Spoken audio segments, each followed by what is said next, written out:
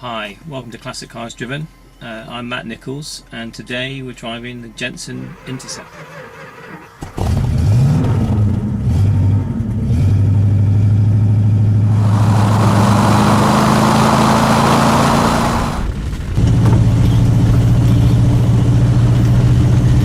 Now I think it's fair to say that Jensen is another sort of British mark that suffered a sort of fate of poor financial backing, possibly poor business plan in many ways, but I don't think you can argue with the ambition. I mean, in essence, what they've done is taken a sort of Italian design car.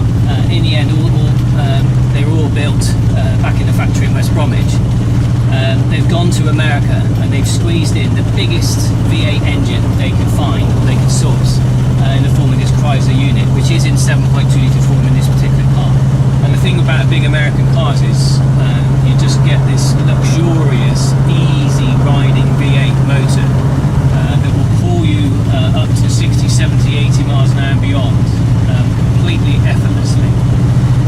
I mean, the effort does come with a degree of fuel economy issues. It has to be said that Jensen's had an awesome reputation for drinking fuel. And that is definitely the case.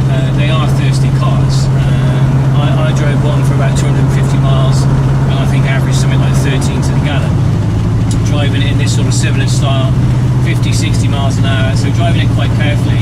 And as the car weighs nearly 2 tons, quite often like we are now, just sort of going downhill, you don't need to even put a tickle on the throttle pedal. It's only as you come to the bottom of the hill and sort of ride out the other side do you even need to consider to put the foot back on the gas. So it does seem that the engine's hardly being used, but despite that, the fuel economy really is sort of 10 to 13 to the gallon. To put that into perspective, an Aston Martin DB6, a car I also drove in a region of about 100 miles, averaged 14 to the gallon. And you don't ever hear that quoted. The Aston Martin DB6 is never really accused of having particularly poor fuel economy. It's always that's always aimed at the Jensen Interceptor. So there isn't actually that much between them. But I have to say, I do love this car in many ways. It was the second class car that I drove when I got interested in driving them, and it really impressed. There's something about the dashboard, the Italian styling of the exterior panels, the sheer mass of the car, and that wonderful Chrysler V8 that means that you just want to cruise around the countryside all day long. You don't want it to stop. Now in the end it has to stop, and obviously the reason it stops quite often is the fuel gauge disappearing south at a rate that you can physically watch, I have to say. Well, that was the gentle pull away up to sort of 50-60 miles an hour. What we'll try shortly is the alternative approach to Jensen. The engine and the versatility of the engine gives you two options in this department.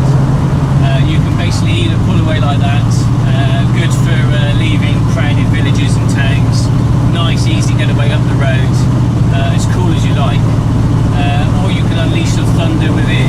At the end of the day, 300 horsepower, Lord knows what pounds, feet and torque, and an engine this size means that if you want to wind it up and really press the front throttle pedal, this car will knock away all 2 tons of it at quite incredible rate.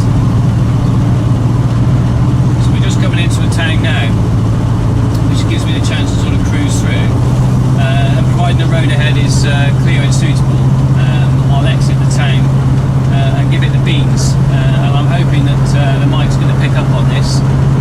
It seems to sort of work better in some cars than others, but I hope you get the full thunder effect of a Chrysler 7.2 litre V8 towing 2 tons of Jensen Interceptor back up to the national speed limit.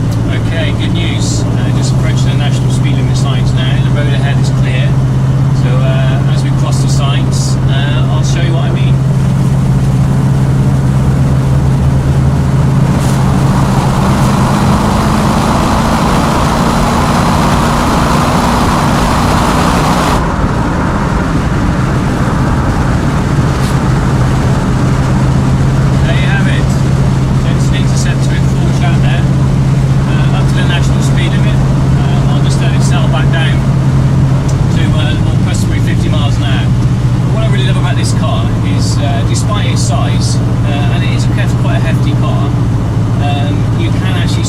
countryside